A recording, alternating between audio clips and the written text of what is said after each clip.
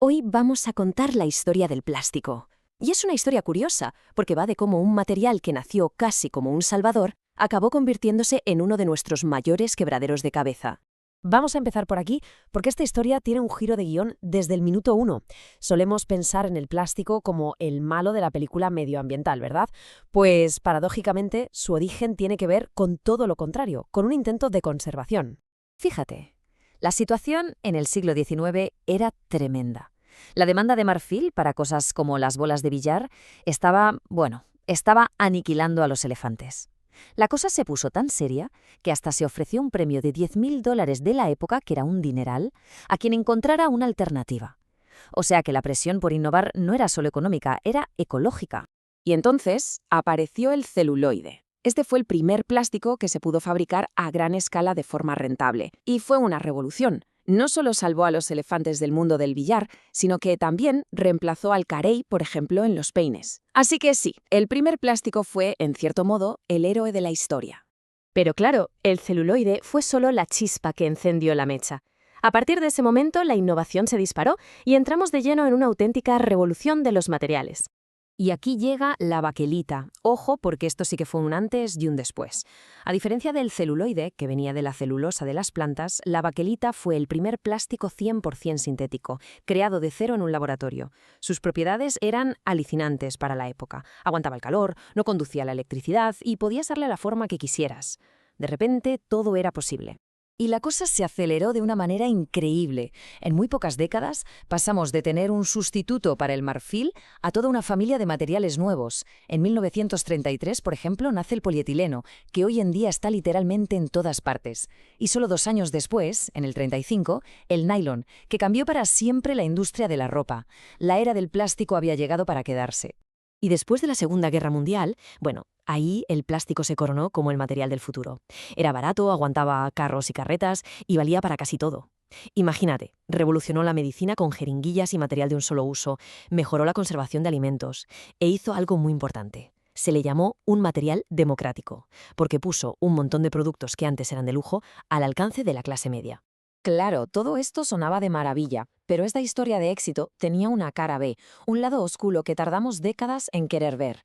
Resulta que esa durabilidad, esa resistencia que lo hacía tan genial, se iba a convertir en su peor pesadilla, y en la nuestra. Para entender la escala del problema hay que fijarse en este número. Desde 1950, la producción mundial de plásticos se ha multiplicado por 230. En ese mismo tiempo, la población del planeta solo se ha triplicado. Es decir, hemos fabricado plástico a un ritmo totalmente exponencial que el planeta simplemente no puede digerir. Y aquí va el otro dato, que es para echarse a temblar. A pesar de todo lo que hablamos sobre reciclar, de todos los contenedores y las campañas, solo se ha reciclado un 9% de todo el plástico que hemos tirado. El 9%. La inmensa mayoría sigue por ahí, en vertederos o peor, flotando en nuestros mares. Esta frase lo resume todo a la perfección. De hecho, hay una anécdota genial. Un grupo de rock francés que en los 90 tenía una canción muy famosa que decía «El plástico es fantástico», la usaban para promover el uso de preservativos. Pues bien, hace poco actualizaron la letra para cantar «El plástico es dramático». Es que es un reflejo perfecto del viaje que hemos hecho todos. Y las consecuencias, pues ya las estamos viendo. Hablamos de millones y millones de toneladas que acaban en ríos y océanos cada año, asfixiando los ecosistemas. Y no es solo la botella que ves flotando, son los microplásticos, esas partículas invisibles que se meten en la cadena alimentaria y que ya se está investigando cómo nos afectan, con posibles impactos en nuestro sistema inmune, en la fertilidad, en fin. Pero cuidado, la cosa no es tan fácil como decir, pues prohibimos el plástico y ya está. Este gráfico lo explica muy bien. Nos enseña la energía que cuesta fabricar distintos materiales. Y como se ve, para producir muchos plásticos comunes hace falta bastante menos energía que para el aluminio u otros metales. O sea que sustituirlo todo a lo loco podría, irónicamente, disparar el consumo de energía y traernos otros problemas. Entonces, ¿qué hacemos? El problema es un lío, es muy complejo, pero ya se están poniendo sobre la mesa varias soluciones para intentar gestionar este material de una forma un poco más inteligente.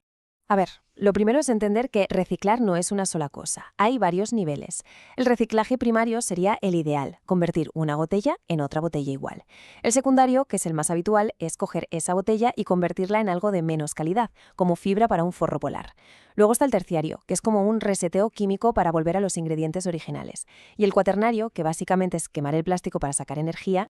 El problema de fondo, la madre del cordero, es que diseñamos el plástico para que fuera indestructible, para que durara para siempre. Y ahora esa misma cualidad, esa estabilidad química, es la que nos lo pone tan difícil para descomponerlo y que vuelva a ser útil sin contaminar. Y aquí entra en juego una idea que es bastante potente, el upcycling o suprarreciclaje. La clave no es solo reciclar para hacer algo de peor calidad, sino transformar esos residuos plásticos en cosas nuevas y de más valor. Es cambiar el chip por completo, dejar de ver el plástico usado como basura y empezar a verlo como una materia prima con mucho potencial. Así que, al final, la pregunta que nos queda en el aire es esta. El material que un día nos pareció un milagro se ha convertido en un problema de escala planetaria. Pero su historia no ha terminado.